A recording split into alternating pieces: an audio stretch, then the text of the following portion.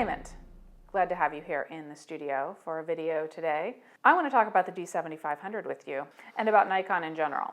So, my initial impressions video, did you watch it? Yes. Okay, good. So for you guys out there, in case you have not seen it, I will put a link to that video up above. However, my initial thoughts are great. Raymond, tell me, what are your thoughts on the D7500? It is important that Nikon position and differentiate their different cameras from one another.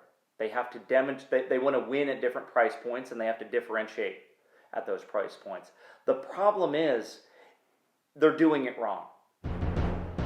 Bold. You've brought us down the path, and now you're taking stuff away. If you're going to position, say for example, the D500 and the D7500, which is a legitimate comparison, show me the strengths of each without having to artificially make strengths. Just show me the strengths and I'll be able to differentiate them. Show me the real, genuine situations where each one would come into its own. You don't have to do that fake by saying, oh wait, we have this D500 now, time to take some things away from the D7000 series. There's already enough differentiation between a D500 and a D7500 or a D7200 or a D7100 that many people just need to know about and see in action. It's easy. Okay, so let me see if I've got this straight. What you're saying is, you said something about videos in the beginning. You want Nikon to make videos. You also want better market segmentation-ish. You want it to be more clear between the lines of cameras. Between models, you want it to be more clear which ones do what. You also are perturbed that it appears artificial how they are segmenting these cameras, how they're branding these cameras and putting them into these lanes, right? D3000 lane, D5000 lane, D7000 lane, all the way down the line. So let's bite those off. I think it would be awesome if Nikon made some of their own videos, actually, or had someone like me make videos for them. Someone that, you know, to where people could go to actually have an authority. Because I think you alluded to this earlier, there is a lot out there right now on everything, but on this new camera, and a lot of it's misinformation because it's just wrong. And, you know, not that anyone is to blame for it. I mean, everyone's kind of trying to get videos up as fast as they can. I realize that by saying this, I'm kind of, you know, if Nikon's making the videos, who's going to watch Snapchick's videos? But really, as a consumer and as someone who gets your messages every day about which camera should I get, and you're confused, and then I have to go and I have to look at the specs because I'm like, shoot, was it the D5200 that did blah, blah, blah, or the D3300? Like, I mean, it's confusing. So you're saying you would like videos straight from the source, and maybe not just videos, but something, articles, better comparison charts or something, straight from the source, but also make it a little more authentic, right? Yeah, show me where each excel. And like I said, the consumer's not dumb. They can figure it out for themselves. If you're highlighting a particular attribute, it's implicit that the other cameras in the line might not do it as well. And you can make that fairly obvious without saying, don't bring a D3300 to an NFL game played in a dome on the sidelines. Bring a D5 or a D500 because it's going to be able to get focused better. We can figure that out. You don't have to rip out a card slot for me to know, to say, oh man, I better go for the higher price one because it's got 2 card slots. Yeah, I would say that I wholeheartedly agree with what you're saying.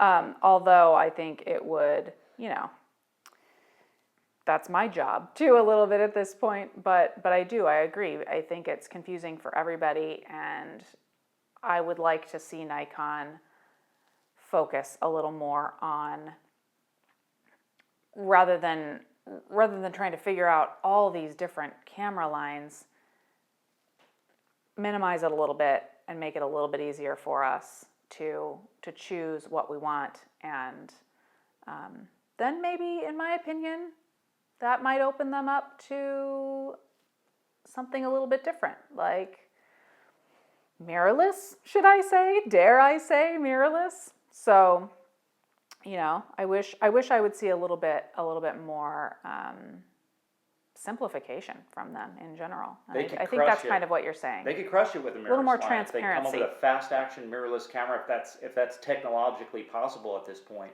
Or if you don't want to go there, make that video that shows me the advantages of a DSLR over a lot of the mirrorless options out there, and put it right on the top of the website. Exactly. If you're going to keep selling me DSLRs in 2017, explain to me why. Yeah, why are you relevant, Nikon? Make that part of the conversation instead of taking a memory card slot out to differentiate yourself. That's not a differentiator. That proves that they're failing. If they have to do that, it proves that they're failing. They're scaring the shit out of me right now. Because if you need to segment but by not innovating, oh my gosh. I'd rather be arguing that a D500S came out so quickly after the D500 than why the D500 is missing feature D7500. This is not a bad camera. These are good discussions to be able to have because they're very capable machines. But that's what's also so frustrating, that all of a sudden we get this value engineered segmentation, profit margin stuff coming into a, mid-level, which to many people is the upper level, over $1,000 for a camera. That's pro. It's a lot of money. A lot of people. It is a lot of money for anybody. And I get what they're trying to do with this positioning, but do it right. Don't do it like this. It doesn't have to be. We're advancing, so you don't need to back things out. Just advance some of the other ones a little quicker. And then show us why each one is strong, and show us more from the more expensive cameras, and we'll understand the rest. We'll figure it out. Okay, Raymond, serious question. What's going on with your hair? Okay, now question for you. What do you think Nikon's freaking problem is? Well, first of all, I should say that I really don't like to pretend that I'm any smarter than Nikon. I'm not. I'm just a consumer. You might be. I think a lot of people would agree right now this week that you might be. However, I like to give them the benefit of the doubt. I like to give everybody the benefit of the doubt that they have a plan, that they are going somewhere. I feel like they're scrambling right now. I feel like they're scrambling to figure out, they've gotten themselves into a little bit of a tangle with all of these different types, all these different, DSLRs, and they're all very similar. And they're struggling to keep them all up and innovating on each and every one of them, because at every release we expect to see something new. And the consumers are partly to blame, because everybody's like, when's the next one coming out? When's the next one coming out? When's the next one coming out? When is the next one coming out? We want our minds blown 3 times a year from Nikon, Canon, Sony, Fuji, and Apple. And if you don't blow my mind 3 times a year as one of those vendors, you're off the radar. Right. That's how we are now conditioned to think. Exactly. I don't know where they're going. I keep seeing them, adding to each of these lines, and I'd really like to see them narrow these lines, Let's not see another, I'm not even going to say one of the numbers, either D3000, anyway. D5000, D7000, D500, D600, D700. Those are all accurate so far. Yes. D single digit. You got it. And the DF. And the DF. Well, god damn, when do I get my new DF with the better autofocusing? I have been wanting that since the DF came out. Because someone at Nikon hasn't rolled the feature dice yet, and that hasn't come up. Retro, advanced autofocus, which menu series, which button arrangement on the back. That's all. It seems like that's all they're doing right now, is dealing from the same deck of cards And oh, that's a small body, advanced autofocus, DX. Like you could make this Yeah. up. Somebody could make the Nikon camera card game. Yeah. And it would be an accurate prediction of what camera's coming next. It does seem arbitrary which features get introduced on which camera bodies to me at this point. I wish that I would see them be a little more clear in what's going on with each of these camera, lines, and then spend some time innovating and bringing me something new and totally different. They kind of dipped their toe in with the Nikon One line. They were like, oh, mirrorless, maybe. And then they kind of were gonna come out with something else, the Those cute DL, little, the DL series. Rest its, Wah, wah. rest its little soul. I wasn't gonna buy one though, because I felt like it wasn't up to par with the Nikon One line that I love, and I wish I could see them take that and expand on that and make it bigger and better. That little ultra wide was going to be f2.8. The little DL. But, oh, so sad. Where do you think Nikon will be in 2020? All of that being said, all of these I wishes, what's wrong with them, all of those things, these cameras, they are great. They're incredible. I mean, just thinking about how much they've changed since I first started, it's amazing. I pick up my D500 and it just does what I want it to do. And I don't have to think about it, and I don't have to keep my fingers crossed that it's going to focus, anything like that. So I don't want you guys to come away from this thinking like, oh, Snapchick's off Nikon, she doesn't like him anymore. I'm not. I feel like this same conversation could be had for a lot of different companies, maybe even a few different camera companies.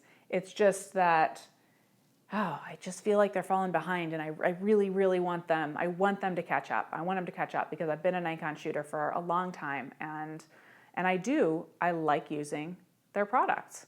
I like it better than any of the other ones. That's why I shoot them. Anyway, guys, we've gone long enough on this video, but those are my thoughts. Those are Raymond's thoughts. Yep.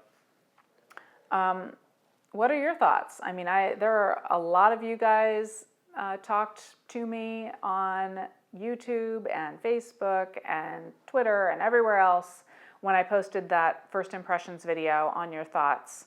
Now that you've had some days to ruminate, and you've probably watched some other YouTube videos and read some more reviews and such on the camera, what do you think? What are you thinking now? And what do you think about what we're saying with regard to Nikon in general? What they're doing, what we kind of wish we would see them do? What would you guys like to see? What would you like to see next? Is it mirrorless? Is it more of the same? Is it you guys are crazy and Nikon's, where it's at, they're doing great? Let me know. Let me know in the comments below.